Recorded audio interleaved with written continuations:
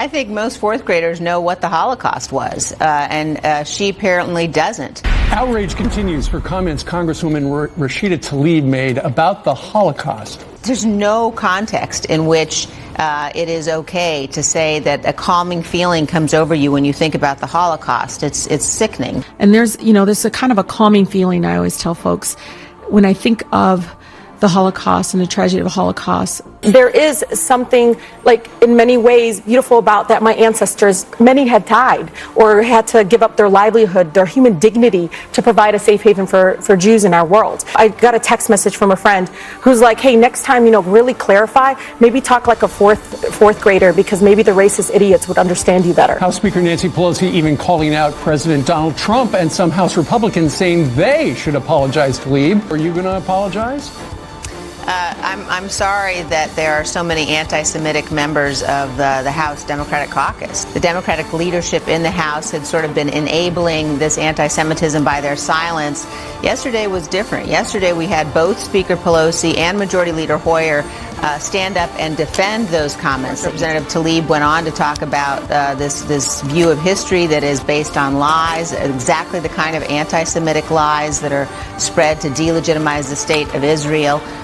And the fact that it was my ancestors, Palestinians, who lost their land and some lost their lives, their livelihood, their human dignity, their existence in many ways have been wiped out, and some people's passport. I mean, just all of it was in the name of trying to create a safe haven for Jews.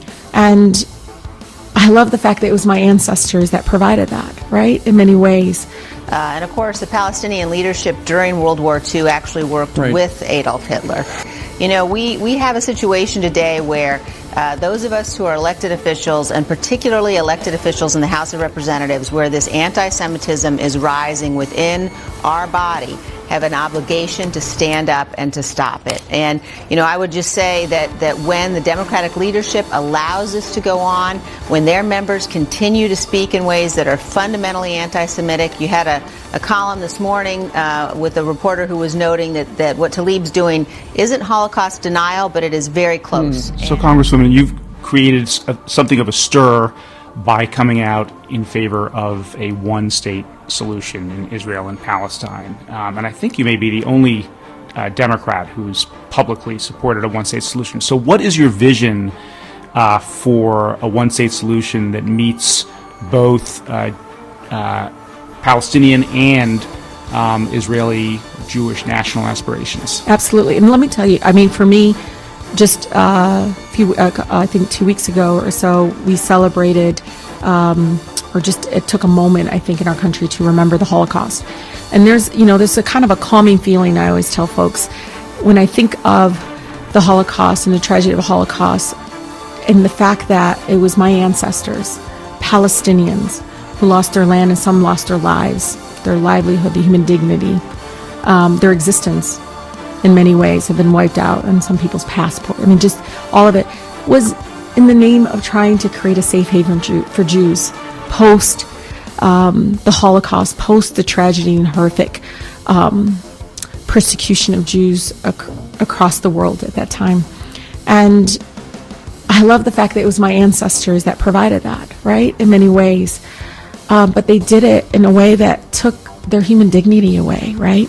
And it was forced on them. And so when I think about one state, I think about the fact that why couldn't we do it in a better way? And I don't want people to do it in the name of Judaism, just like I don't want people to use Islam in that way. It has to be done in a way of values around equality and around the fact that you shouldn't oppress others so that you can feel free and safe. Why can't we all be free and safe together? But a one-state solution with the right of return, just the math